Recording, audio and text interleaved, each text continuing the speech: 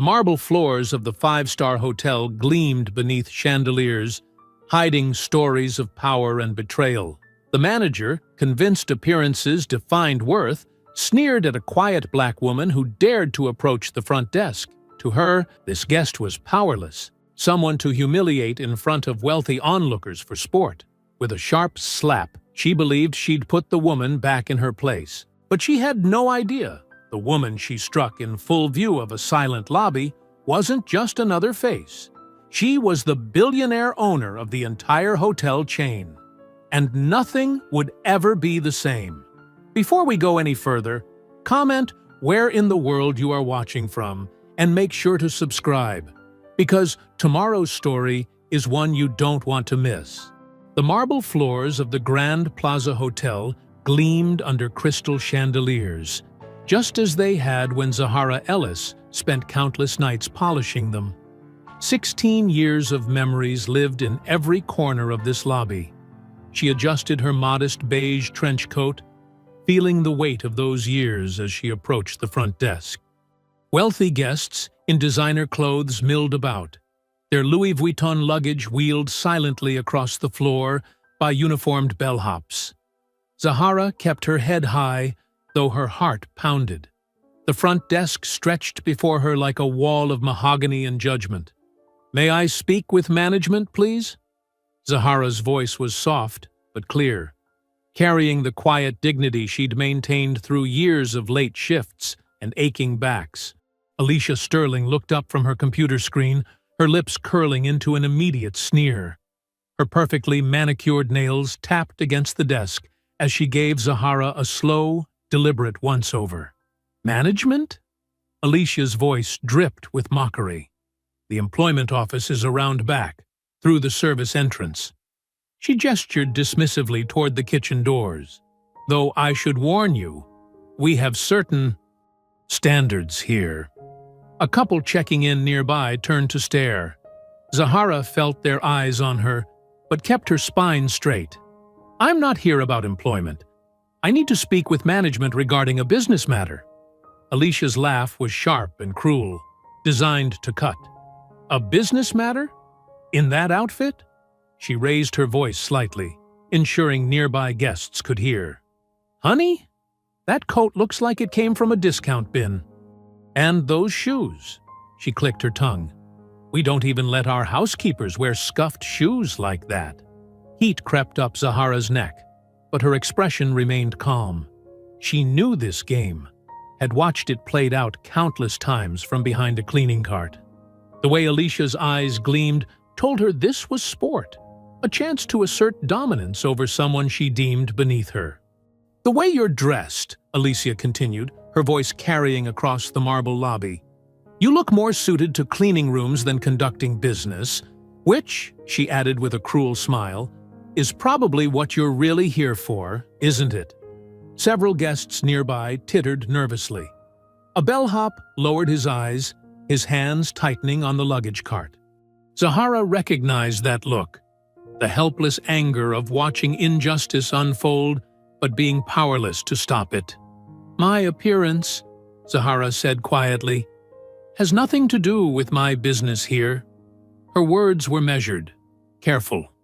Years of practice holding her tongue while being belittled had taught her control. "Oh, but it does." Alicia's smile widened as she leaned forward. "Everything about you screams wrong side of the tracks. The cheap clothes, that drugstore makeup, even the way you stand. It's all wrong for this establishment." She glanced at the gathering crowd of onlookers. "We have a certain clientele here, you understand. People of quality." The words hung in the air like poison. Zahara felt them settle on her skin, familiar as dust. How many times had she heard similar words whispered about her as she cleaned suites, changed sheets, scrubbed toilets? But this time was different. This time, she wasn't wearing a uniform that marked her as invisible. "Quality," Zahara repeated softly, "is about more than appearance, Ms. Sterling. It's about character." Alicia's face flushed red. "Security!" she snapped, pointing at Zahara. This woman is harassing me. Please remove her from the premises immediately." Two guards appeared, their faces professionally blank. Zahara recognized one. He'd always been kind to the cleaning staff, sharing his coffee during late shifts. Now, he wouldn't meet her eyes. "Ma'am," one guard said, "please come with us." Zahara took a step back, dignity intact. Her eyes swept the lobby one last time, the gleaming floors she'd polished, the brass fixtures she'd shined, the corners she'd dusted in the dead of night. Then she looked directly at Alicia Sterling, whose triumph blazed across her face like a neon sign. "This won't be the last time you see me here," Zahara said quietly, her words carrying in the hushed lobby. She turned and walked toward the door, her head high, her steps measured against the marble floor that knew her better than anyone else in the room. Behind her, Alicia's laugh echoed off the chandelier. "Don't forget, service entrance next time, honey. It's where you belong." The next morning, sunlight streamed through the hotel's towering windows, casting long shadows across the polished floor. Zahara stood before the executive elevator, her shoulders squared, a slim leather folder tucked under her arm. The morning rush filled the lobby with suited executives and wealthy tourists, their chatter echoing off the marble walls. She pressed the elevator button, but before the doors could open, a familiar voice cut through the air like broken glass. "What do you think you're doing?" Alicia Sterling's heels clicked rapidly across the floor as she stormed over. "You have some nerve showing up here again." Zahara turned slowly, her expression calm. "I have a scheduled meeting on the executive floor." "A meeting?" Alicia's voice rose, drawing attention from nearby guests. "Don't make me laugh. Security!" She snapped her fingers. "This woman is trespassing." Again. Two security guards approached uncertainly. Behind the front desk, a young intern pulled out their phone, fingers hovering over the record button. "I am not trespassing," Zahara stated firmly. "Check the visitor log. I have an appointment." Alicia's face twisted with rage. "You really think anyone would believe that? Look at you, standing there like you own the place." She stepped closer, her voice dropping to a vicious hiss. "Women like you clean rooms, not sit in boardrooms." The lobby had grown quiet, guests pausing to watch the scene unfold. A mother pulled her children closer. A businessman lowered his newspaper. "Ms. Sterling," Zahara said evenly, "step back. You're making a scene." "I'm making a scene?" Alicia laughed, high and sharp.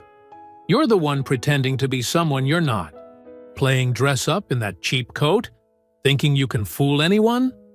The intern's phone was up now, recording steadily as Alicia's voice grew louder. "I've worked in hotels for 20 years, Alicia continued, jabbing a finger towards Zahara's chest. "I know your type. You think if you put on nice clothes and speak properly, people won't see what you really are?" Zahara didn't flinch. "And what exactly am I, Ms. Sterling?" "A fraud." Alicia spat the word. "A nobody trying to be somebody. Probably some cleaning lady who got ideas above her station." Whispers rippled through the growing crowd. The security guards shifted uncomfortably, but didn't intervene. "I won't ask again," Zahara said quietly. "Step back and let me attend my meeting."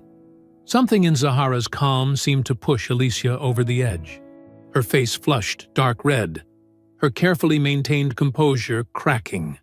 "How dare you!"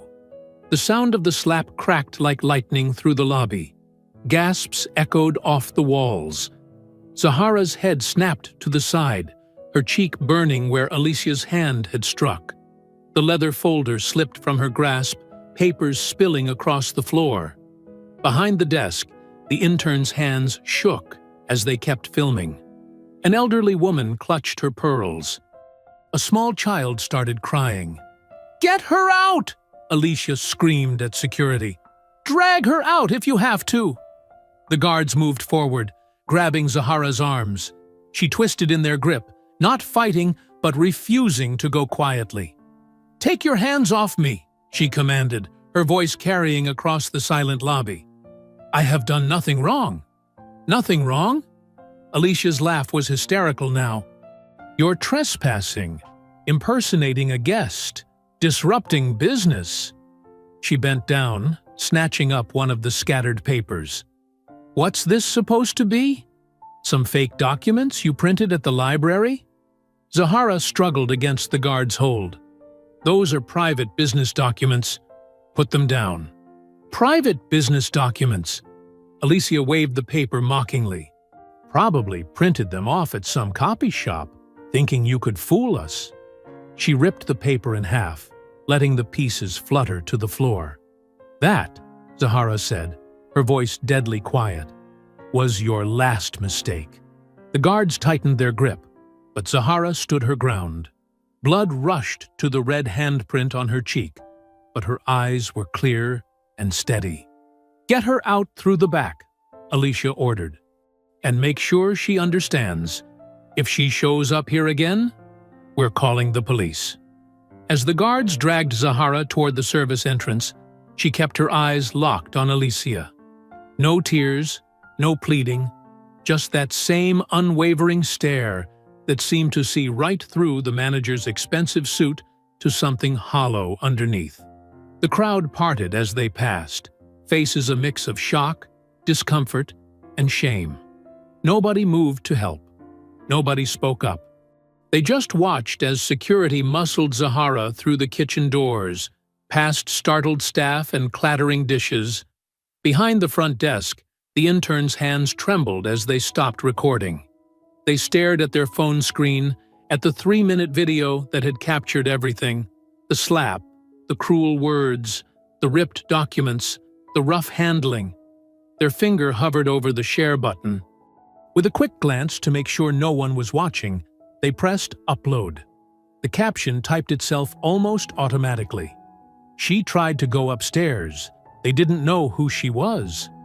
The video began processing, a progress bar slowly filling across the screen. In the kitchen, pots clattered, and voices rose as Zahara was escorted through the back halls she once cleaned. Above, in the executive offices, a meeting room sat empty, waiting for a guest who would never arrive. The glow of Zahara's laptop screen lit her face in the darkness of her home office. Outside her window, the city lights twinkled like stars, but her attention was fixed on the video playing for what felt like the 100th time. Slap! The sound made her flinch, even now. She touched her cheek where Alicia's hand had struck her, the skin still tender. On screen, she watched herself stumble, saw the papers scatter across the marble floor.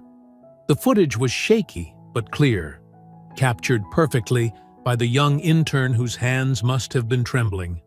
Her phone buzzed constantly beside her, notifications pouring in as the video spread like wildfire across social media. Hotel assault was trending. So was Thi Chatun Justice for Zahara, though none of them knew her name yet. Breaking news tonight, a reporter's voice cut through her thoughts as she switched to a local news channel's website. Shocking footage from the Grand Plaza Hotel shows an alleged racist incident involving hotel management.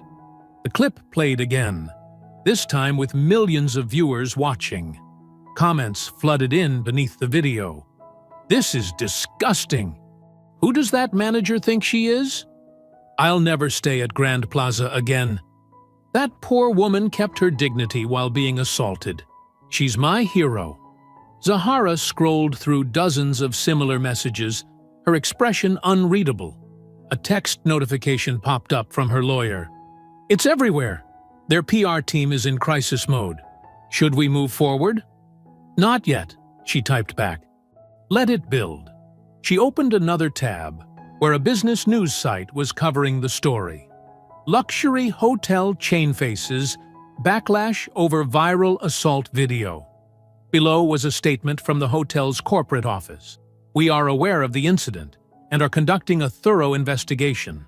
The Grand Plaza Hotel chain does not condone discrimination or violence of any kind. Her phone rang, a local civil rights organization wanting to organize a protest. She let it go to voicemail. This wasn't about protests. Not yet. Switching back to social media, she found new footage being shared. Someone had recorded the growing crowd outside the hotel.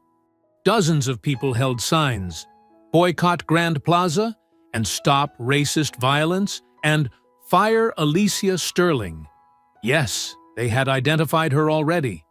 The internet worked fast. Alicia's name and photo were everywhere, along with her LinkedIn profile and work history. Someone had even found her old yearbook photos. Inside the hotel, security footage leaked by another employee showed Alicia in her office that afternoon, pacing as she talked to other managers. "I did what I had to do." Her voice rang clear through the phone camera's microphone. She was trying to sneak onto the executive floor. What was I supposed to do? Let her wander around stealing things? But hitting her? A colleague's voice, worried. "Alicia, this looks really bad." "Please," Alicia scoffed. "I protected our brand. Our guests don't pay premium rates to share space with people like that. The board will understand." More footage appeared hourly. Hotel staff who witnessed the incident gave anonymous interviews. Former employees shared their own stories of discrimination. Someone started a petition demanding Alicia's termination. It had 500,000 signatures and climbing. Zahara opened her email. Hundreds of messages from journalists requesting interviews, activists offering support, lawyers proposing lawsuits. She left them unanswered. A notification alerted her to a new post. Camera phone footage of Alicia leaving the hotel that evening, hurrying to her car while protesters shouted, "Shame!" She looked smaller somehow, her designer suit less impressive, her carefully styled hair falling loose as she ducked into the back seat. The timestamp showed it was just minutes ago. Zahara checked the time. Nearly midnight. She'd been watching this unfold for hours. On her second monitor, financial news scrolled past. Hotel chain stock drops 12% amid viral video controversy. Another tab showed cancellations pouring in. Celebrities publicly denouncing the brand. Travel sites marking the chain with warning labels. Her phone buzzed again. Another news alert. This time it was an exclusive interview with a former Grand Plaza housekeeper. Tears in her eyes as she described years of mistreatment. "What happened in that video? That's how they see us. That's how they've always seen us." Zahara's hands clenched into fists. She remembered those years. The aching feet, the invisible status, the casual cruelty. How many times had she been treated like she was nothing? How many others still were? A new email appeared, marked urgent, from the hotel's board of directors. She didn't open it. Not yet. Instead, she pulled up the original video one more time, watched herself stand tall despite the slap, saw the dignity in her own eyes as security dragged her away, heard her final words to Alicia, "That was your last mistake." The video ended. Comments continued flooding in, shares multiplying by the thousands. Outside, the city hummed with nightlife, unaware that in this quiet home office, something massive was about to shift. Zahara closed her laptop slowly, the screen going dark. In the silence, she could hear her own steady breathing, feel her heartbeat calm and strong. Everything was in motion now. Years of planning, of waiting, of building in secret. It had all led to this moment. She stood, walking to her window. The hotel's distinctive silhouette rose against the night sky, its windows glowing like jewels. Soon, those lights would dim. Soon, everything would change. "Now," she whispered to her reflection in the glass, "I begin." The Grand Plaza Hotel's executive boardroom crackled with tension. Emergency lights cast harsh shadows across the faces of board members gathered around the massive mahogany table. Outside, Protest chants echoed up 40 stories. Our stock has dropped another 8% since markets opened, Barbara Chen, the CFO, reported. Her tablet displayed a sea of red numbers. Major investors are threatening to pull out. Richard Sterling, the CEO and Alicia's father, slammed his fist on the table. It's just a video. Since when do we let social media dictate corporate policy? Since that video got 50 million views overnight, said James Morton, head of PR. Dark circles under his eyes betrayed a sleepless night. Every major news outlet is running it. Celebrities are canceling events. We've lost 3 major conferences already. The door burst open. A young IT technician rushed in, face pale. "Sir, we have a problem with the guest management system." "Not now," Richard barked. "We're handling a crisis." "That's just it, sir." The technician's voice shook. "The entire system it's gone dark." Silence fell over the room. Everyone knew what that meant. The proprietary software that managed everything from reservations to room service to security access, their competitive edge in luxury hospitality had never failed before. "What do you mean, gone dark?" Barbara demanded. "Everything's shutting down, not just here, all properties worldwide.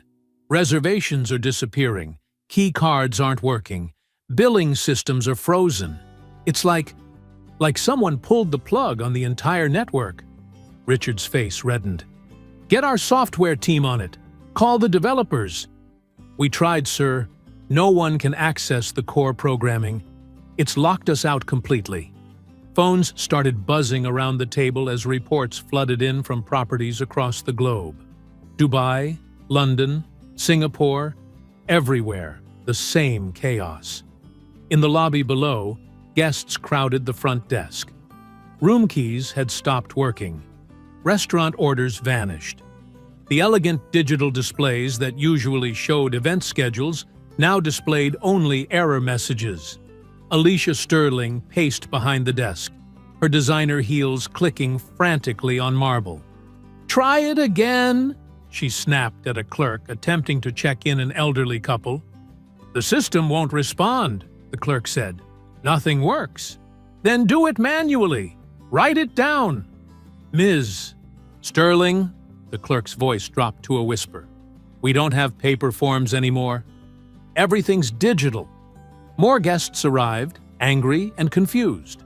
The lobby filled with frustrated voices. Without the system, staff couldn't even access room numbers or guest histories. Upstairs, the board meeting had devolved into chaos. "Our entire operation runs on this software," Barbara was saying. "Without it, we're basically a building with beds. We can't even process payments."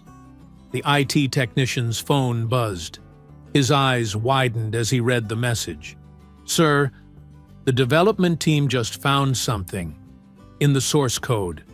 He turned his phone to show them. Hidden in the programming was a digital signature, encrypted but now visible. "Original System Architecture by ZE." "ZE?" Richard frowned. "Who the hell is ZE?" In the corner, James Morton went very still. "Oh, God," he whispered. "The woman from yesterday. The one Alicia." He couldn't finish the sentence. Barbara pulled up the viral video on her tablet, froze the frame on the woman's face. "Someone find out who she is. Now." But their computers had gone dark too. Screens throughout the building displayed the same message. Access denied. In the lobby, guests were leaving in droves, rolling suitcases across marble floors. Social media exploded with new hashtags: Grand Plaza Chaos and System Meltdown. News crews arrived, broadcasting live from outside.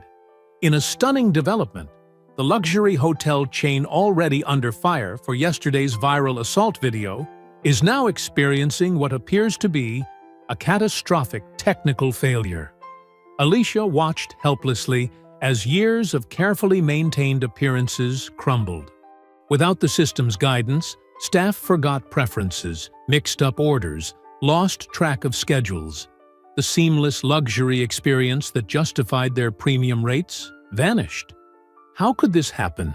She demanded of no one in particular. We had the best system in the industry. An elderly housekeeper nearby muttered something under her breath. What was that? Alicia snapped. The woman met her eyes steadily. I said, maybe you should have asked who built it. Miles away, in her modest apartment, Zahara Ellis sat in her favorite armchair, watching multiple news feeds at once. She held a cup of tea, still hot, its steam rising like victory. On one screen, financial analysts debated the hotel chain's future. Another showed guests dragging luggage through revolving doors, abandoning their stays. A third displayed the company's stock price in free fall. Her phone buzzed. Another message from the board, more desperate than the last. They'd figured out her initials in the code. Now they wanted to talk. She set the phone aside, unanswered. Let them sweat a little longer. Let them remember how it felt to be powerless, invisible, at someone else's mercy. The system she'd built, the one they'd stolen, had been more than software. It was her vision of hospitality, where every guest felt valued, where every worker had dignity, where efficiency met humanity. They'd taken it, stripped it of her name, and used it to profit while grinding down people like her. Now they knew.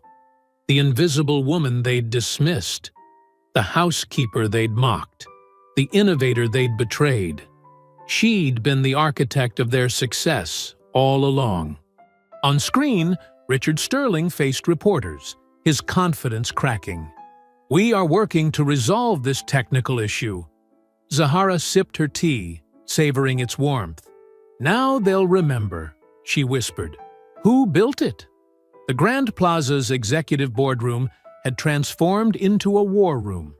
Laptops covered every surface, their screens displaying the same frustrating message. Access denied. IT specialists huddled in corners, speaking in hushed, worried tones. Try it again, Richard Sterling commanded, his tie loosened and jacket discarded. Dark sweat stains showed under his arms. A tech worker shook her head. Sir, we've attempted every override code. The system isn't just locked, it's responding to new commands. Someone's actively controlling it. Barbara Chen's phone buzzed. She'd been fielding calls non-stop for hours. Our Dubai property just lost a royal family booking. Singapore reports 60% of guests have checked out. London. She paused, rubbing her temples. London's considering shutting down completely. Who could have this level of access? James Morton demanded. We own the software outright. A young programmer cleared his throat. Actually, sir, we may have found something. He projected his screen onto the wall. We've been digging through archived code versions. The system's core architecture. It wasn't developed in-house. It was purchased from a startup called InnoServe 5 years ago. I remember, Richard said. Some Silicon Valley outfit. We rebranded it as our proprietary system. InnoServe was a shell company, sir. 1 employee, no office space. But their software was revolutionary. It didn't just manage bookings, it learned guest preferences, predicted staffing needs, even calculated optimal room assignments based on hundreds of factors. Nobody had seen anything like it. Barbara frowned. Who owned InnoServe? That's just it. The programmer pulled up incorporation documents. The founder used initials only, ZE. Same signature we found in the code. Alicia burst into the room, her usual poise shattered. Have you seen Twitter? We're trending worldwide. Our Grand Plaza meltdown is everywhere. James pulled up social media feeds. The viral slapping video had spawned thousands of memes. Guests posted videos of chaos in hotel lobbies across the globe. Business analysts debated whether the chain could survive. Then, something new started trending. Look at this, Barbara said, her voice tight. She read from her phone. The truth about luxury hospitality's greatest innovation. How a Housekeeper Revolutionized an Industry. It's from Tech Insider. The article appeared on the wall screen. Below the headline was a photo of Zahara Ellis, not the woman they'd humiliated in the lobby, but a powerful executive in a sophisticated suit, standing before a wall of patents and awards. Richard's face went pale as Barbara read aloud. For years, the hospitality industry's most sophisticated management system was credited to major hotel chains. Today, its true creator steps forward. Zahara Ellis, former housekeeper turned tech innovator. Working night shifts while raising a daughter alone, Ellis taught herself programming and developed revolutionary software that would transform luxury service worldwide. The room fell silent. Security footage from yesterday played in a corner screen. Alicia's hand striking Zahara's face, the crowd's shocked reaction. "That's impossible," Alicia whispered. "She was nothing. A nobody." The programmer spoke up again. "Her code. It's brilliant. The way it integrates human behavior patterns with operational efficiency. I've never seen anything like it. Only someone who truly understood both hospitality and technology could have created this." More articles flooded in. Forbes, the invisible genius behind modern luxury. Wall Street Journal, how hotels stole a housekeeper's innovation. Social media exploded with new hashtags. Chandra Zahara Ellis, Chut Justice for Zahara, Chuck Who Built. A notification popped up on every screen in the room. CNN was about to air an exclusive interview. The board watched, transfixed, as Zahara Ellis appeared on screen. She sat poised in a simple but elegant office, her presence commanding. The interviewer leaned forward eagerly. "Ms. Ellis, you've been called the hidden architect of modern hospitality. Why reveal yourself now?" Zahara's voice was calm, measured.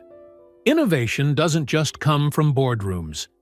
It comes from people who understand the work at every level. I spent 16 years making beds, cleaning bathrooms, learning what guests and staff truly needed.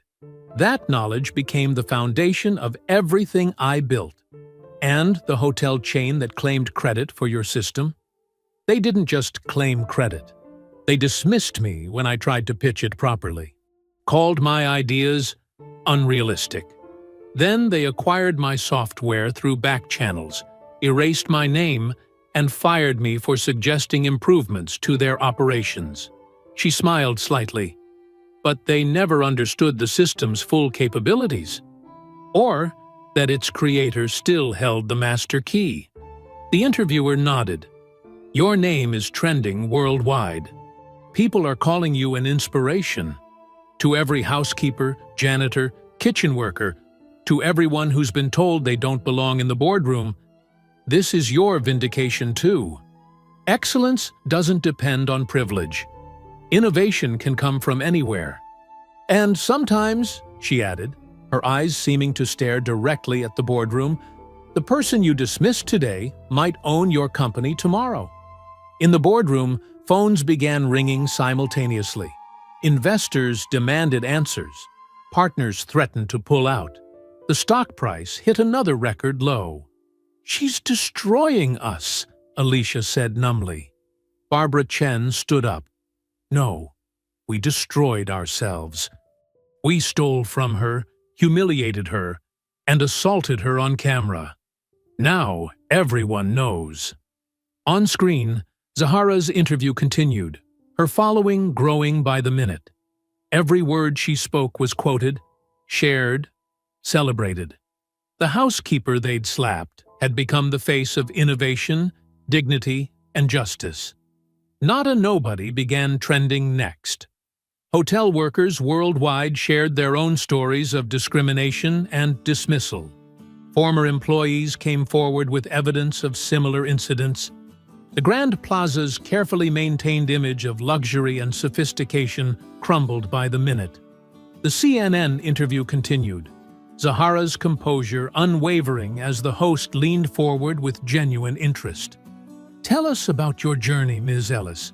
How did someone go from housekeeping to revolutionizing an entire industry? Zahara's eyes grew distant, remembering. It wasn't a straight path.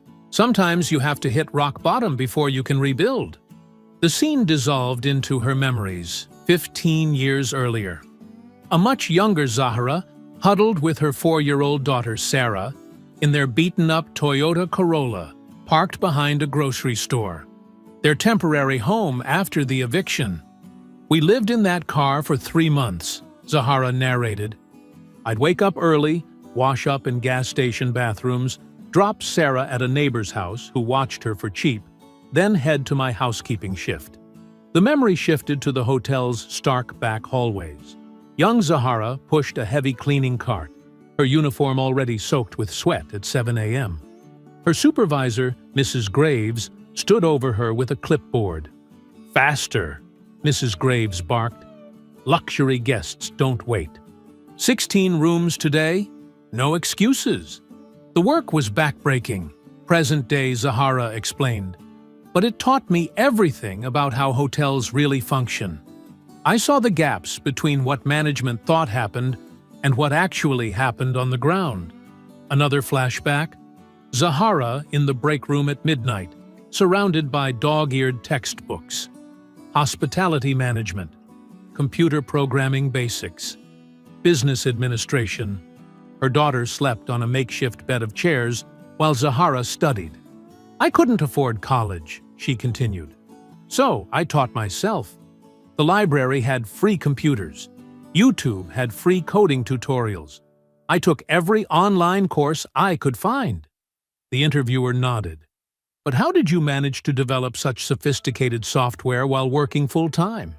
"One piece at a time. I'd notice problems during my shifts. Inefficient room assignments, redundant tasks, guest preferences being lost between departments. At night, I'd write code to solve those specific issues." The memories continued flowing. Young Zahara scribbling diagrams on the back of cleaning schedules, testing early versions of her system on a second-hand laptop, watching guests' patterns, noting their habits, understanding their unstated needs. The breakthrough came when I realized hotels were focusing on the wrong things, Zahara explained. They thought luxury meant expensive furniture and fancy amenities. But true luxury is anticipation, knowing what guests need before they ask. That comes from understanding human behavior, something you learn intimately when you're invisible to the people you serve. Another scene unfolded. Zahara presenting her prototype to hotel management. She wore her best thrift store suit, hands trembling slightly as she opened her laptop. "I can improve our efficiency by 40%, young Zahara said eagerly. "The system learns from every interaction, builds guest profiles automatically, even predicts staffing needs based on—" "That's enough!" The manager cut her off with a dismissive wave. "You're a housekeeper. Stay in your lane. We have actual tech consultants for this sort of thing?" Present-day Zahara's voice hardened slightly. 2 months later, they announced their revolutionary new system, my exact design, but with someone else's name on it. When I spoke up, they fired me for creating a hostile work environment. The interviewer's eyes widened. "What did you do then?" "I started over. Created InnoServe as a shell company. Refined the system until it was unbeatable. Then I let hotels compete to buy it, including the one that had stolen my prototype." The memories shifted to Zahara, working from a tiny apartment, coding late into the night.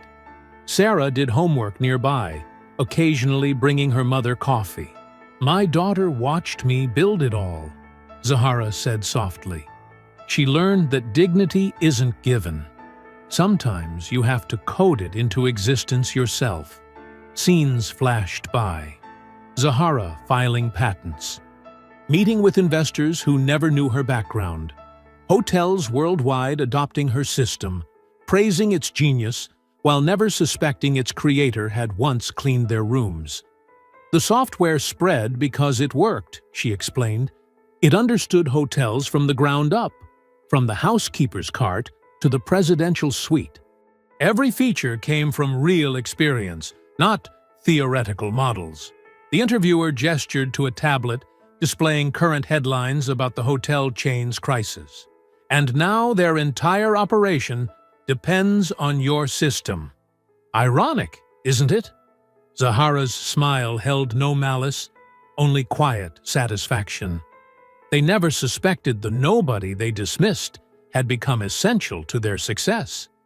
More memories played. Zahara quietly buying company shares, attending stockholder meetings in the back row, unrecognized, watching her former supervisors praise their system's innovation. "I could have revealed myself years ago," she acknowledged, "but I wanted to prove something bigger, that excellence can come from anywhere, that the people you ignore might be secretly changing your world."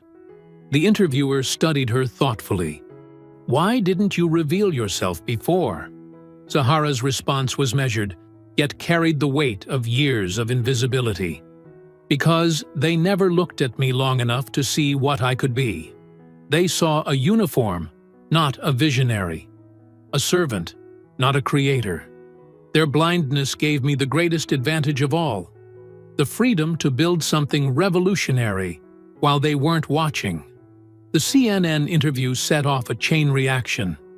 Within hours, Zahara's legal team called a press conference at the Marriott across the street from Grand Plaza Hotel.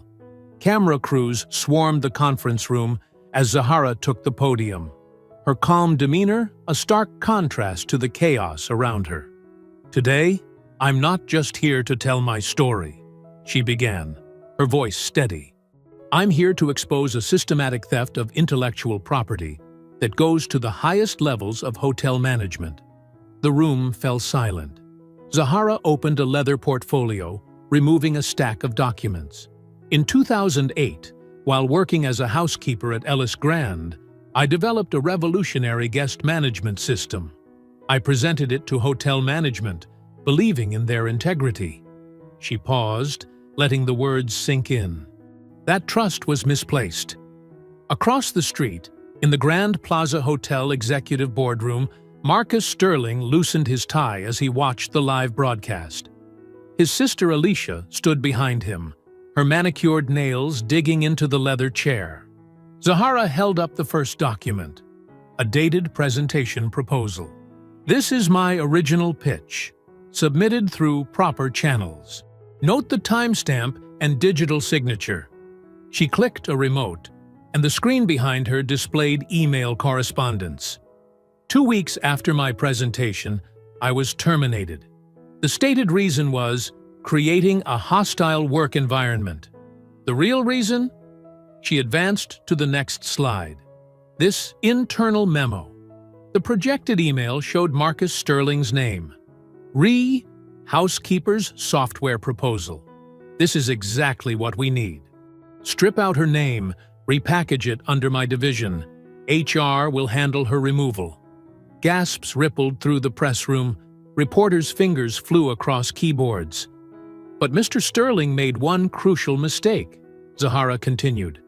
"He didn't understand the code well enough to alter it completely." She projected side-by-side comparisons of her original code and the hotel's current system. "The base architecture remains identical. My digital fingerprints are embedded in every line." In the boardroom, Marcus Sterling's face had gone ashen. Board members shifted uncomfortably in their seats, exchanging worried glances. "The evidence doesn't stop there," Zahara pressed on. She produced a thick binder. "These are my original design documents, dated and notarized. Compare them to the hotel's current system documentation." She pointed to specific sections. "Word-for-word copies, down to my personal notations about guest psychology and service timing." Alicia's smugness had vanished entirely. She grabbed her brother's shoulder. "Tell me you can fight this?" she hissed. Marcus remained silent, watching his career implode on live television. Zahara's next revelation hit even harder. "I have here signed witness statements from 3 former IT department employees. She held up sworn affidavits. They confirm that Mr. Sterling ordered them to scrub my name from all documentation and backdate new credentials showing him as the sole creator. The press room erupted with questions. Zahara raised her hand for silence. But perhaps most damning is this. She played an audio recording. Marcus Sterling's voice filled the room. Get rid of her. A housekeeper can't prove anything against an executive. Who would believe her? In the boardroom, several board members stood up, distancing themselves from Marcus.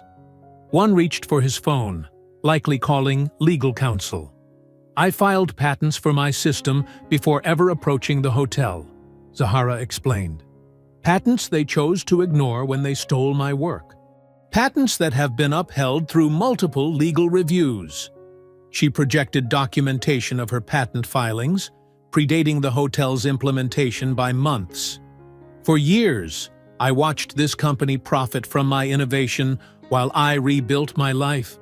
I watched Mr. Sterling accept awards for his revolutionary system. I watched them expand globally, using my code as their foundation. The cameras caught every word as she continued. I didn't speak up immediately because I needed time. Time to document everything. Time to build an airtight case. And time to understand exactly how deep this corruption went. In the Grand Plaza Hotel lobby, guests had gathered around television screens, watching the exposure unfold.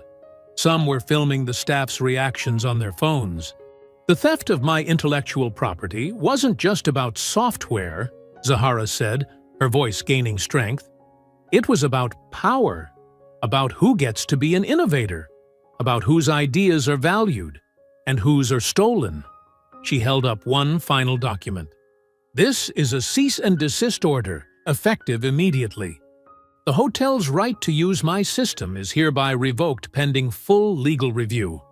The board members were now openly glaring at Marcus Sterling, who had loosened his tie completely and was furiously texting his lawyers. Alicia paced behind him, her designer heels clicking on the marble floor. Reporters had begun gathering in the hotel lobby, shouting questions up at the executive floor. I don't seek vengeance, Zahara concluded at her press conference. I seek justice. Not just for myself, but for every worker whose contributions have been stolen, whose innovation has been suppressed, whose dignity has been denied. The press swarmed forward with questions. Mr. Sterling received the Innovation in Hospitality Award for this system. Will he be stripped of that honor? How much revenue has the hotel chain generated using your stolen software? Are there criminal charges pending? Zahara stood firm at the podium, answering each question with composed precision, while across the street, the empire built on her stolen dreams began to crumble. The mahogany-paneled private dining room at the Metropolitan Club felt like a war room. Richard Sterling sat at the head of the table, his silver hair immaculate, his tailored suit a armor of wealth. Alicia Sterling paced beside him, her heels muffled by the thick carpet. "This is a disaster!" Alicia hissed, checking her phone again. "The stock is falling. Guests are canceling. That witch is destroying everything." Richard sipped his scotch, ice cubes clinking. "Calm yourself, Alicia. Hysteria won't solve this." He gestured to the empty chair. "Sit. We need to think strategically." Marcus burst through the door, his usual polished appearance disheveled. His tie hung loose and sweat stained his collar. "The lawyers say we're exposed. The patents are solid. She's got us." "Sit down, Marcus," Richard commanded. The Sterling siblings obeyed, like chastised children before a stern parent. "Now, let's discuss how we contain this unfortunate situation." A waiter appeared with fresh drinks. Richard waited until the door closed behind him. "The problem isn't the patents or the theft. Those are technicalities. The real threat is the narrative she's creating." Alicia's perfectly manicured nails drummed the table. "What do you mean?" "She's positioning herself as the wronged genius, The humble housekeeper who revolutionized an industry. Richard's voice dripped contempt. The public loves an underdog story. We need to change that narrative. Marcus loosened his tie further. How? She has evidence. Evidence isn't everything. Richard pulled out his phone, scrolling through contacts. I have connections at several major publications. We can plant stories, create doubt about her character. Alicia leaned forward, her eyes gleaming. What kind of stories? Think about it. She was a housekeeper who spent years plotting this revenge. That's not the behavior of a stable person. Richard's smile was cold. We paint her as obsessed, dangerous, unhinged. But the evidence, Marcus started, will be overshadowed by questions about her mental state. Richard turned to Alicia. You fired her. What was in her personnel file? Alicia's red lips curved into a cruel smile. She had several complaints about overstepping, trying to access restricted areas, bothering guests with suggestions about service improvements. Perfect. Richard began typing notes. We spin that as erratic behavior, a pattern of instability that led to her termination. Marcus shifted uncomfortably. What about the patents? The code comparisons? We muddy the waters. Suggest she's manipulated the documents, that her proof is manufactured by someone desperate for attention and revenge. Richard paused, considering. We might even suggest she stole the initial concepts from elsewhere. Alicia's eyes lit up. From Marcus's original work? Precisely. Richard pointed at her with approval. We claim she accessed his early designs while working as a housekeeper. That's why there are similarities. The siblings exchanged glances, hope returning to their faces. I have contacts at the Wall Street Journal, Richard continued. They're always hungry for a story about tech fraud. We feed them anonymous tips, suggest there's more to this than meets the eye. He pulled out a leather notebook, writing quickly. We'll need multiple angles. Mental instability, professional jealousy, a history of erratic behavior. We paint her as a disgruntled ex-employee who spent years plotting revenge. Alicia smiled, remembering how she'd slapped Zahara. She did seem unhinged in the lobby that day, refusing to leave, causing a scene. Exactly. Richard nodded. We use that video to our advantage. Show how she deliberately provoked confrontation, wanted to create viral content to support her false claims. Marcus drained his whiskey.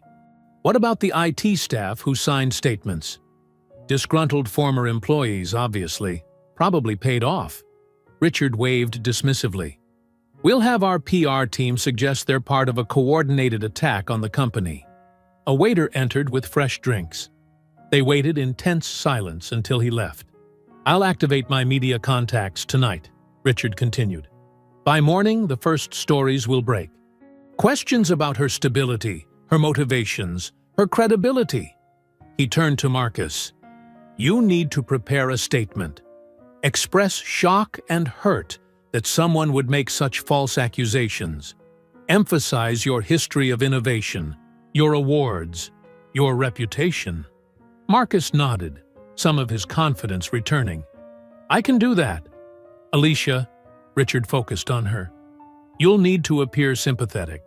Express regret about the lobby incident, but frame it as you protecting guests from an increasingly aggressive person with a vendetta against the hotel. Alicia straightened her blazer, practicing her concerned expression. I was afraid for guest safety. She seemed unstable, desperate. Perfect. Richard raised his glass. We fight fire with fire. She wanted to tell her story. We'll tell ours louder. They clinked glasses, conspirators sealed in their plan. Across town, in her modest apartment, Zahara's phone buzzed with news alerts. The first headline appeared, Questions arise about hotel software claimant's mental state. Another, Former colleagues report disturbing pattern of behavior from ex-housekeeper. And another, Hotel innovation pioneer shocked by false claims of theft. Zahara read each one, her face unchanged. She'd expected this, planned for it. The desperate always showed their teeth before the final fall. "So the rats are finally showing their teeth," she whispered, setting down her phone. The articles kept coming, each more vicious than the last. Character assassination dressed as journalism, lies wrapped in respectable mastheads. The game was escalating, exactly as she'd predicted it would. Zahara sat in her home office, surrounded by stacks of documents and testimonies. Her laptop screen glowed with dozens of open tabs, each one a new attack on her character. She didn't flinch at the headlines anymore. Instead, she reached for a worn leather notebook, its pages filled with 16 years of careful observations and collected evidence. "Time to show them what an unstable housekeeper can do," she muttered, pulling out her phone. She dialed a familiar number.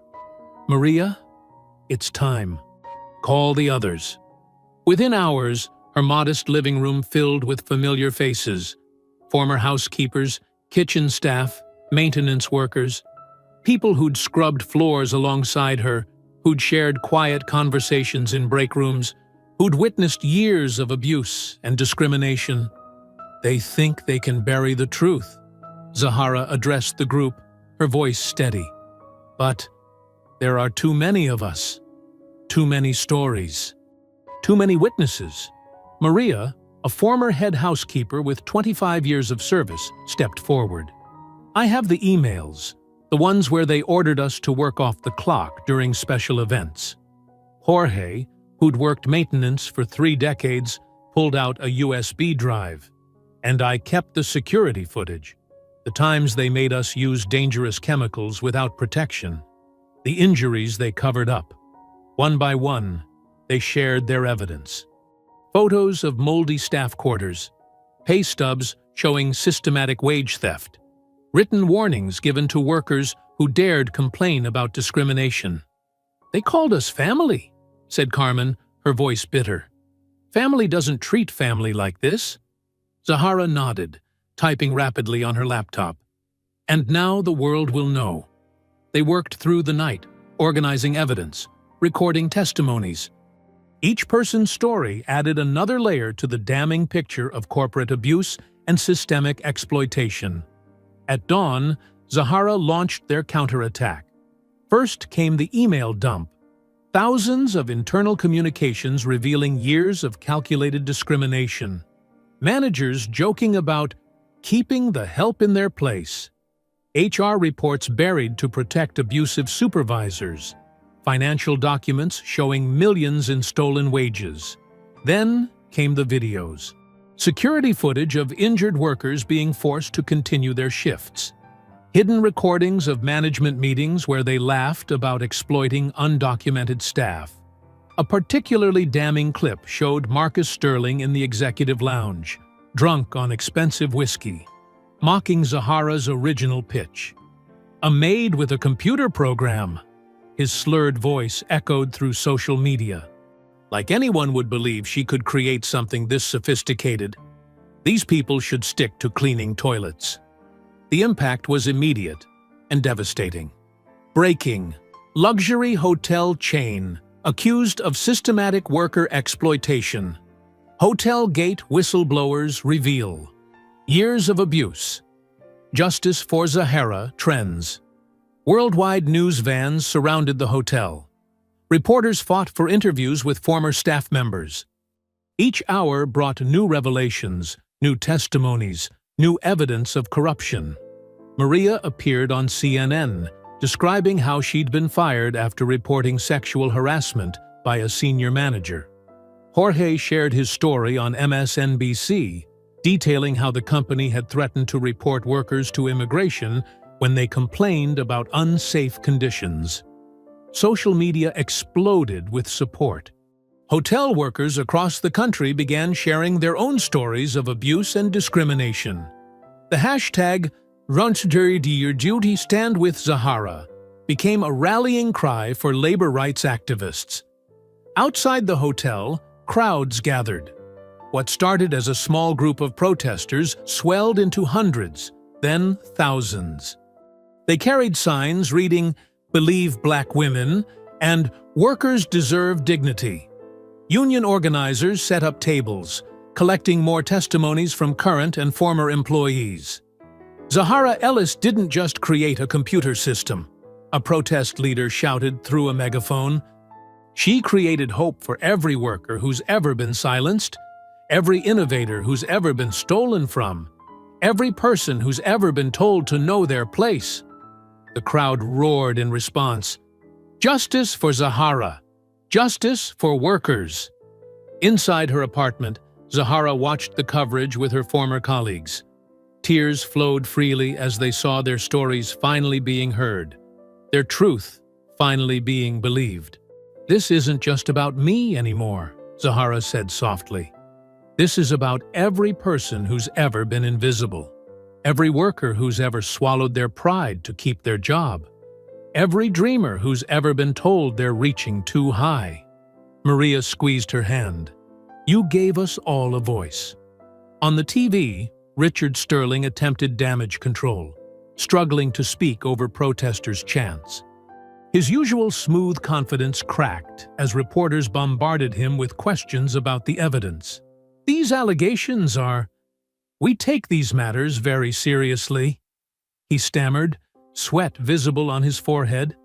The camera cut to Alicia Sterling being escorted to her car, her face hidden behind large sunglasses, protesters following her with signs and chants. Her brother Marcus was nowhere to be seen.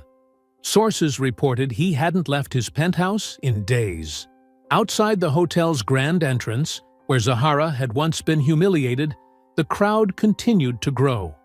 Hotel workers from across the city joined the protest, many still in their uniforms. They formed a sea of raised fists and determined faces, their voices united in a rhythmic chant that echoed off the building's marble walls. "Justice for Zahara! Justice for workers!" The mahogany doors of the executive boardroom burst open. Zahara Ellis strode in, flanked by a team of lawyers carrying thick folders. The board members, already tense from their emergency session, jolted at her entrance. Richard Sterling rose from his chair, his usually composed demeanor cracking. "This is a private meeting. Security."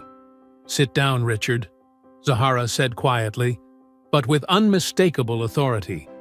"You'll want to hear this." Alicia Sterling, looking pale and drawn, shrank in her seat. Her brother Marcus sat beside her, his expensive suit wrinkled from sleepless nights. The other board members exchanged nervous glances as Zahara's legal team distributed documents.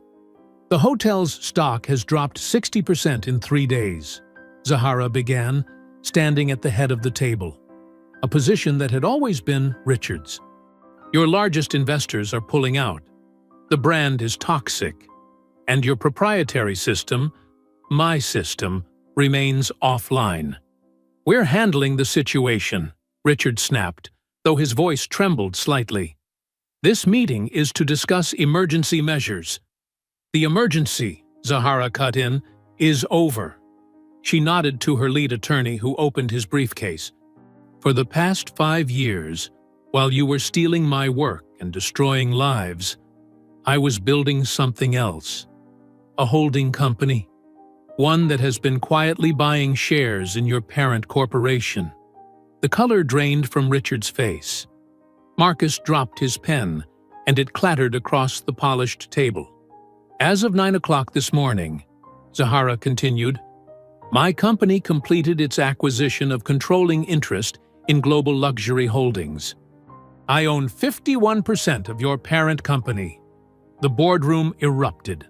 Several members jumped to their feet, shouting about legal challenges and shareholder rights. Alicia looked like she might faint. "Impossible!" Richard slammed his fist on the table. "The board would have been notified of any major stock purchases." Zahara's lawyer stepped forward, spreading out ownership documents. The acquisitions were made through multiple shell companies, all legal and properly registered. Ms. Ellis now controls the majority stake. "You can't do this," Marcus wheezed, tugging at his collar. "The board won't recognize." "The board," Zahara interrupted, "doesn't have a choice. But please, challenge it in court. I'm sure the judges will be very interested in these." She pulled out another stack of papers. Emails between Richard Sterling and the Sterling siblings, planning their smear campaign against me. Phone records showing their coordination with tabloid journalists. Bank transfers proving they paid for false stories. Richard's face contorted. "Those are private communications."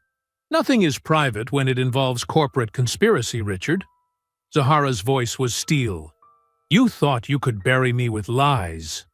Instead, you exposed yourselves." She walked slowly around the table, touching each chair as she passed.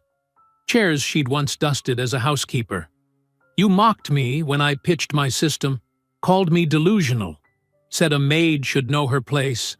Then you stole my work, gave Marcus the credit, and fired me for insubordination when I objected." Reaching Richard's seat, she leaned down. "But you made a mistake.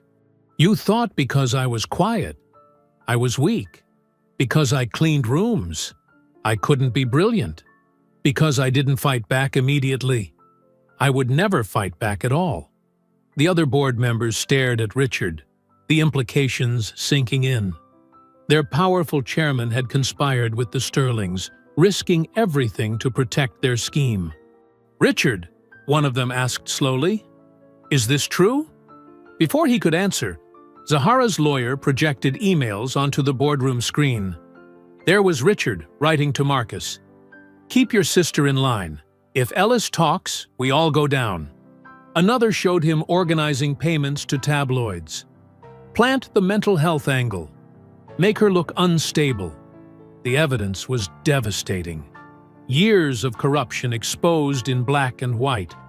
Richard stood up so fast his chair crashed backward. "You bitch! You've been planning this for years." "Language, Richard," Zahara said calmly. "That's no way to address your new CEO." The room fell silent. Even the lawyers stopped shuffling papers. "Effective immediately," Zahara continued, "I am assuming control of all operations. Richard Sterling, Alicia Sterling, and Marcus Sterling are suspended pending investigation into corporate fraud, discrimination, and conspiracy." Security appeared at the door. Not the hotel's usual team, but new officers hired by Zahara's company. They moved to escort the three conspirators out. "You can't do this to me!" Alicia shrieked, her composure finally shattering. "Do you know who I am?" "I know exactly who you are," Zahara replied. "I watched you abuse staff for years. I saw you humiliate people just because you could. And yes, I felt your hand across my face last week." Alicia's eyes widened with dawning horror as security took her arm. "The difference is," Zahara continued, "I'm not going to slap back. I'm going to do something much worse." She smiled slightly. "I'm going to make you irrelevant." As security led them toward the door, Zahara called out one last time. The three turned, Richard's face purple with rage, Marcus slumped in defeat, Alicia trembling with fear. Zahara stood tall at the head of the table, sunlight streaming through the windows behind her. "You don't control this place anymore," she said clearly, finally speaking the words she'd waited years to say. "I do." The boardroom doors closed behind them with a decisive click. The boardroom sat in stunned silence. The remaining board members stared at their folders, avoiding eye contact with each other and their new CEO. The gravity of what had just happened settled over them like a heavy fog. Zahara took her seat at the head of the table, smoothing her modest blazer. Her calm demeanor contrasted sharply with the chaos that had preceded it. "Now," she said, opening a sleek laptop, "let's discuss the future of this company." One of the older directors, James Chen, cleared his throat. "Ms. Ellis, regarding the Sterlings and Mr. Sterling, I assume you'll want their termination papers processed immediately? Not exactly. Zahara's fingers moved across her keyboard. The boardroom screen lit up with a new organizational chart. Richard and Marcus will face legal consequences for their fraud. The evidence has already been submitted to the SEC and District Attorney's Office. The board members shifted uncomfortably, no doubt wondering if they too would be implicated in the investigation. As for Alicia Sterling, Zahara continued, I have something different in mind. Another director, Patricia Walsh, leaned forward. Surely you're not keeping her after that public incident. The slap alone is grounds for immediate dismissal. The slap, Zahara said, touching her cheek briefly, taught me something important. Alicia Sterling isn't just cruel, she's ignorant. She needs an education in humanity. She pressed a button, and Alicia's new position appeared on the screen. Several board members gasped. Effective tomorrow, Alicia Sterling will be reassigned to guest services as a junior associate, Zahara announced. She'll work directly with guests, handle complaints, and assist with luggage if needed. That's quite a demotion, James said carefully. It's an opportunity, Zahara corrected him. For 6 months, she'll participate in mandatory training, empathy development, cultural sensitivity, workplace inclusion, and anti-discrimination practices. She'll learn what real hospitality means from the ground up. Patricia shook her head. She'll never accept that. She'll quit first. She can't afford to quit. Zahara pulled up another document. The legal settlement we're offering the Sterlings requires Alicia to complete this program, or she'll face charges as a co-conspirator in her brother's fraud. She chose her path when she helped them try to destroy my reputation. The board members exchanged glances, beginning to understand the careful strategy behind Zahara's moves. Besides, Zahara added, I believe in second chances. I had to fight for mine. Now, she'll have to earn hers. She stood up and walked to the window, looking down at the hotel entrance where she'd once been humiliated. This company has lost its way. We've forgotten that true luxury isn't about making guests feel superior. It's about making everyone feel valued. Turning back to the board, she projected a new series of slides. These are the changes we'll implement immediately. First, all executive bonuses will be tied to employee satisfaction and retention, not just profit margins. Second, we're establishing a worker development program, offering education and advancement opportunities to every employee, from housekeeping to maintenance. The CFO, David Murray, ran his fingers through his gray hair. Ms. Ellis, these programs will be expensive. They'll be investments, she corrected firmly. When I was a housekeeper here, I created a billion-dollar system because I understood what guests and workers really needed. Imagine what other brilliant minds we're wasting because we're too arrogant to look past uniforms and titles. She clicked to the next slide, revealing a comprehensive reorganization plan. Every department will have worker representatives on its management team. The people who actually do the work will have a voice in how it's done. The boardroom buzzed with murmurs, some excited, others nervous. Zahara let them process the magnitude of the changes coming. And, Alicia? James asked. How will you handle the publicity of keeping her employed? By telling the truth, Zahara replied, that this company is choosing transformation over retribution. That we believe people can change if given the right motivation and tools. She paused. And that sometimes the person who needs the lesson most is the one who thinks they have nothing left to learn. Just then, her phone buzzed. On the screen was a message from HR. Alicia Sterling had signed the agreement. She would begin her new position and her mandatory training tomorrow morning. Zahara looked around the boardroom, meeting each director's eyes. These were the same people who had ignored her ideas years ago. Now, they sat before her, hanging on her every word. Richard and Marcus chose fraud and theft to maintain their power, she said. They'll face justice for that. But Alicia's crime was pride. The kind of pride that makes someone think they can judge another person's worth by their job title or the color of their skin. She stood straight, her quiet authority filling the room. So let her learn what it means to serve others. Let her experience what it's like to be judged by every customer who walks through that door. And maybe, just maybe, she'll discover what I learned years ago. That true dignity comes from lifting others up, not pushing them down. The board members nodded slowly, beginning to see the wisdom in her approach. Zahara pressed a button, and a new logo appeared on the screen. The hotel's name, reimagined with a fresh design. This empire will be rebuilt, she declared, not on arrogance, but on dignity. The grand ballroom of the Grand Plaza Hotel buzzed with anticipation.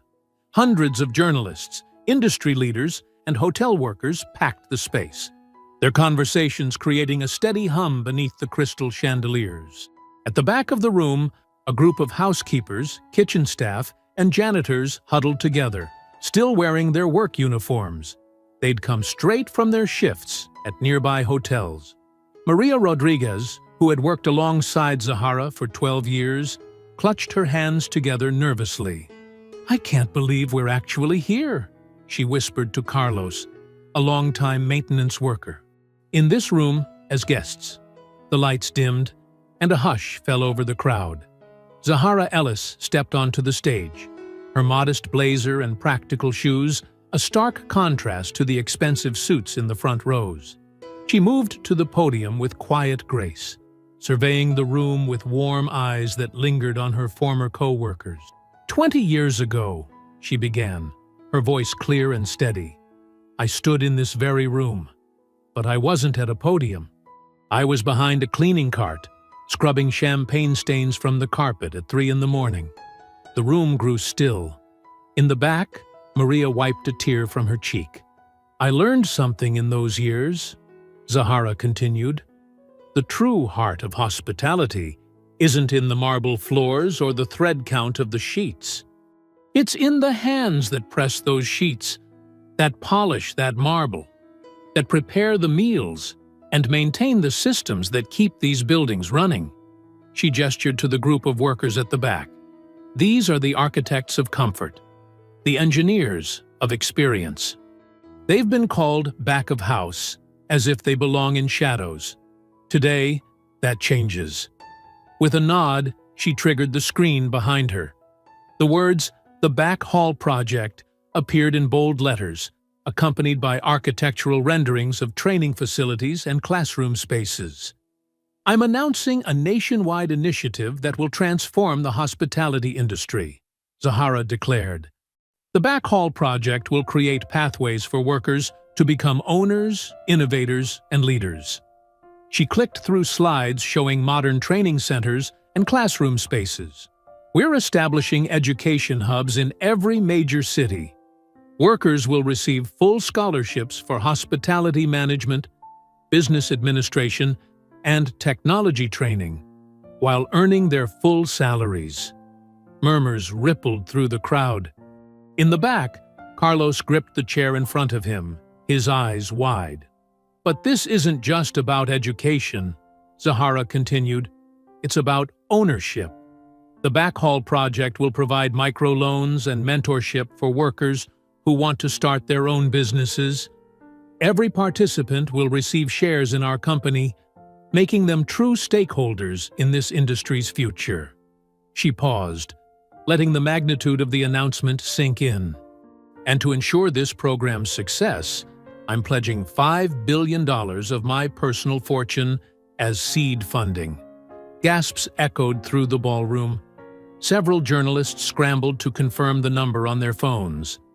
The first training center opens next month, right here, Zahara said. In the building where I was once told I didn't belong in the boardroom. She smiled. We're converting the executive dining room into classrooms. In the back of the room, Maria burst into tears. Other workers hugged each other, their emotions overwhelming their usual professional restraint. But this project isn't just about opportunity. Zahara's voice grew stronger. It's about recognition. Every hotel in our chain will now display a plaque listing the names of every worker who maintains it. No more invisibility. No more shadows. She gestured to the side of the stage, where a velvet curtain dropped to reveal a bronze plaque. Listed there were hundreds of names: housekeepers, maintenance workers, kitchen staff, dating back to the hotel's opening. "I see some of you crying," Zahara said softly. "I understand those tears. They're the same ones I shed when I was told to use the back entrance, when I was mocked for daring to dream bigger, when I was slapped for refusing to be invisible." She gripped the podium, her voice rising with passion. But today, those tears water the seeds of change. Today, we claim our place. Today, we turn the back hall into the front door. Zahara motioned to the back of the room. "Would my former co-workers please stand?" Maria, Carlos, and the others rose shakily to their feet. The crowd turned to look at them, really look at them, perhaps for the first time. "These people taught me everything I know about excellence," Zahara said. "Maria showed me how to turn chaos into order. Carlos taught me that every broken thing can be fixed with patience and the right tools. They are the professors of practical wisdom. And now they'll help lead this revolution." She raised her hand toward them. "Please, come forward." The group moved slowly through the parting crowd, their work shoes quiet on the polished floor. As they reached the stage, Zahara stepped down to embrace each one, tears flowing freely now. "The first graduating class of the Back Hall Project," she announced as they lined up beside her, "will be taught by these experts, because true hospitality can't be learned from textbooks alone. It must be taught by those who have lived it." The room erupted in applause.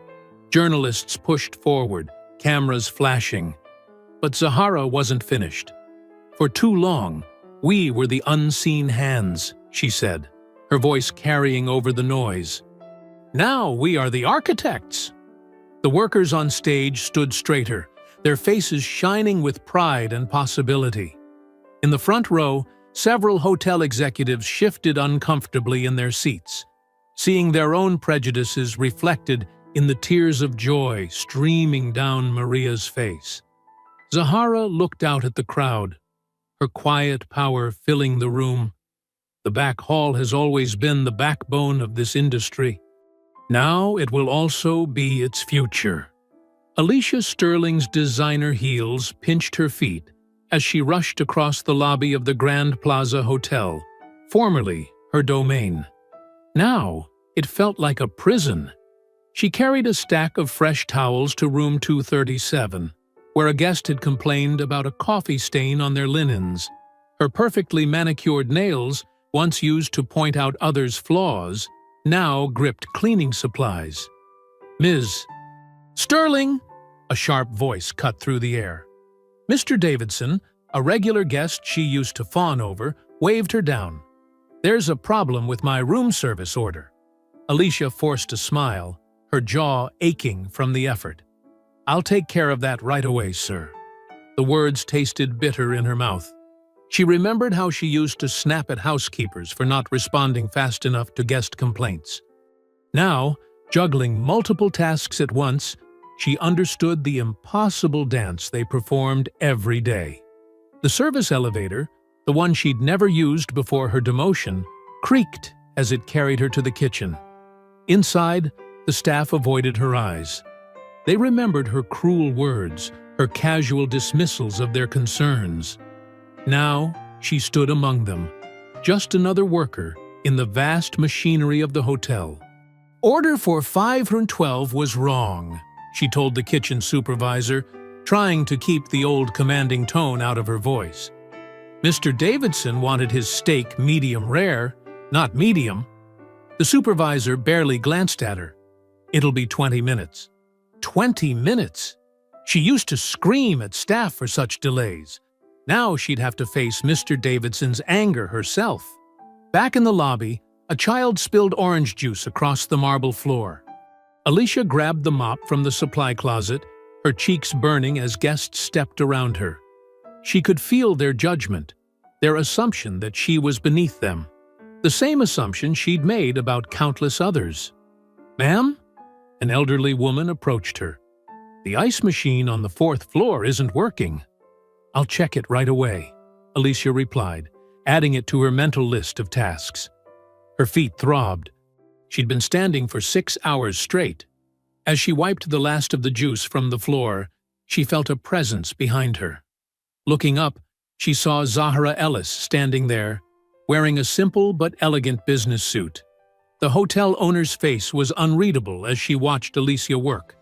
Alicia's hand tightened on the mop handle.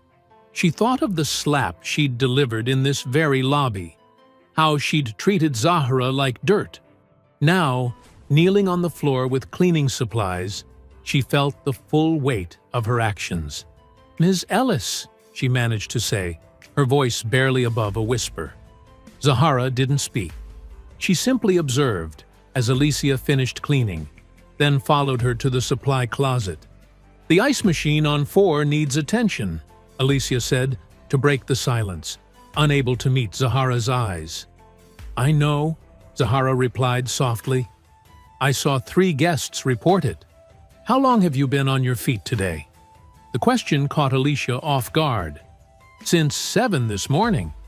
And how many complaints have you handled?" 17 so far." Alicia's voice cracked. "Plus cleaning duties, towel runs, and guest check-ins." Zahara nodded. "The same workload I used to carry. Though I did it for 16 years, not just 6 weeks. The words hit Alicia like another slap. But this time, she was the one who felt the sting of shame. She remembered mocking housekeepers for taking breaks, accusing them of laziness when they couldn't handle multiple tasks at once. "I didn't know," Alicia whispered, tears threatening to spill. "I never understood." "That was the problem," Zahara said. "You never tried to understand. You never saw us as people worthy of dignity." A guest's voice interrupted them. "Excuse me, I've been waiting to check in for 5 minutes." Alicia flinched. She used to be the one making others flinch. "Go," Zahara said quietly. "The guests are waiting." Alicia hurried to the front desk, her legs heavy with exhaustion. As she apologized to the irritated guest and began the check-in process, she felt Zahara's eyes on her. The woman she'd once humiliated now owned everything. The hotel, the brand, even Alicia's future. The guest berated her for the wait, demanding to speak to a manager. Alicia absorbed the abuse silently, understanding for the first time how it felt to be powerless, to smile through insults because your job depended on it. When she finally looked up again, Zahara was still watching. Their eyes met across the lobby. In that moment, Alicia saw herself reflected in Zahara's calm gaze, not the polished manager she'd once been, but the truth of who she was. Someone who had used power to hurt others, who had mistaken cruelty for strength. Zahara didn't smile or frown. She simply nodded, acknowledging Alicia's understanding before turning away. Her footsteps echoed across the marble floor as she walked toward the executive elevator, the same one she'd once been barred from entering. Alicia watched her go, then turned back to her tasks. The ice machine still needed fixing. 3 rooms needed fresh towels. A family was waiting to check in. Her feet ached, her back hurt, and her shift wouldn't end for another 4 hours. For the first time, she understood the weight of the work. Not just the physical labor, but the emotional toll of being treated as invisible, of swallowing your pride with every demanding guest, of pushing through exhaustion because others depended on you. She picked up her cleaning supplies and headed for the ice machine, walking the same paths that Zahara had walked for 16 years. Each step was a lesson in humility, each task a reminder of her past arrogance. The morning sun painted golden streaks across the Grand Plaza Hotel's marble floors. Hundreds of people packed the newly renovated lobby, their excitement electric in the air. At the center, beneath a red velvet curtain, stood what everyone had come to see, the hotel's new centerpiece. Zahara Ellis stepped onto the small platform, her beige trench coat catching the light. The crowd hushed. Former housekeepers, kitchen staff, and maintenance workers filled the front rows, many wiping tears from their eyes. Among them stood Maria, who had trained Zahara 16 years ago, her weathered hands clutching a tissue. "This hotel," Zahara began, her voice carrying through the space, "was built by invisible hands, by people who worked in shadows, who cleaned rooms while others slept, who carried the weight of luxury on their backs without recognition." She paused, meeting the eyes of her former colleagues. "Today, we step into the light." With steady hands, she pulled the curtain away. Gasps rippled through the crowd. The statue stood 7 feet tall, cast in bronze and bathed in morning light. A woman in a housekeeper's uniform held blueprints in one hand, her other hand reaching toward the sky. Her face bore the quiet dignity of those who build empires from the ground up. At the base, a plaque read, "To those who built it all." Maria sobbed openly now, supported by other former staff members. They recognized themselves in the statue's features: the tired eyes, the straight spine, the determined set of the jaw. It was their story cast in bronze, their dignity finally acknowledged. Zahara cut the red ribbon stretched across the lobby. Applause thundered off the walls, the same walls she had once cleaned in the dead of night, dreaming of something more. She moved through the crowd, accepting hugs from former co-workers. Their embraces felt like coming home. These were the people who had shared their coffee with her during break times, who had covered her shifts when her daughter was sick, who had believed in her when no one else would. "Remember when we used to hide in the supply closet to study?"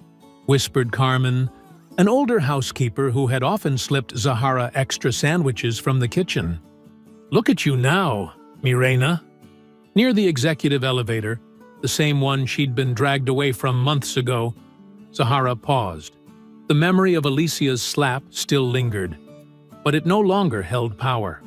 She pressed the button, watching the doors slide open smoothly. No one stopped her. No one questioned her right to be there. The presidential suite on the top floor had been transformed into her office, where there had once been gaudy gold fixtures and pretentious artwork. Now hung photographs of hotel workers throughout the years. Their faces looked out from simple black frames. Dishwashers, maids, doormen, all the invisible armies that kept luxury hotels running. Zahara's daughter, Sarah, spun in circles by the floor-to-ceiling windows, her braids flying. "Mama, you can see the whole city from here. Come here, baby." Zahara opened her arms, and Sarah rushed into them. They stood together, looking out at the skyline. Somewhere out there was their old apartment, where they'd struggled to make rent, where Zahara had stayed up late into the night, teaching herself coding on a second-hand laptop while Sarah slept. "Remember when you used to help me clean rooms?" Zahara asked softly, stroking her daughter's hair. Sarah nodded against her chest. "I liked making the beds look pretty, but I didn't like how some people treated you. That's why we changed things." Zahara turned to her desk, a simple, elegant piece made by a local craftsman. On it sat a framed photo of her mother, who hadn't lived to see this day. Next to it lay her old employee badge, its plastic surface scratched from years of use. The sound of celebration still drifted up from the lobby. Through the window, Zahara could see people gathering around the statue, taking pictures, touching its base reverently. Former workers brought their children forward, pointing up at the figure that represented their legacy. She thought of Alicia, now working in guest services, learning the weight of the work she'd once dismissed. The woman's arrogance had crumbled day by day, replaced by the hard-earned wisdom of service. On Zahara's desk lay the new employee handbook she'd written herself. Its first page stated in clear terms, "Every worker, from housekeeper to executive, deserves dignity, respect, and a path to growth." The Backhall project was already changing lives, with 15 former housekeepers now in management training. "Mama," Sarah said, pointing to the statue below, "she looks like you." Zahara smiled, remembering all the nights she'd sketched system designs while sitting on overturned buckets in supply closets. How she'd practiced coding during her lunch breaks, ignoring the mockery of supervisors who said she was reaching above her station. "She looks like all of us, baby. Every person who ever dared to dream bigger than the box they put us in." The morning light streamed through the windows, warming the space that had once been forbidden to her. In the distance, cranes rose against the sky, building tomorrow's hotels. But they would be different now, designed with worker dignity in mind, built on a foundation of respect rather than exploitation. Zahara ran her hand along the smooth surface of her desk, feeling the grain of the wood beneath her fingers. So different from the rough handles of mops and vacuum cleaners she'd once gripped. But she would never forget those tools, never forget the lessons learned in back hallways and service elevators. Looking out at the city spread before her, Zahara whispered the words that had carried her through all the years of struggle. "We don't just walk in the front door anymore. We design the building." I hope you enjoyed that story. Please share it with your friends and subscribe so that you do not miss out on the next one. In the meantime, I have handpicked 2 stories for you that I think you will enjoy. Have a great day.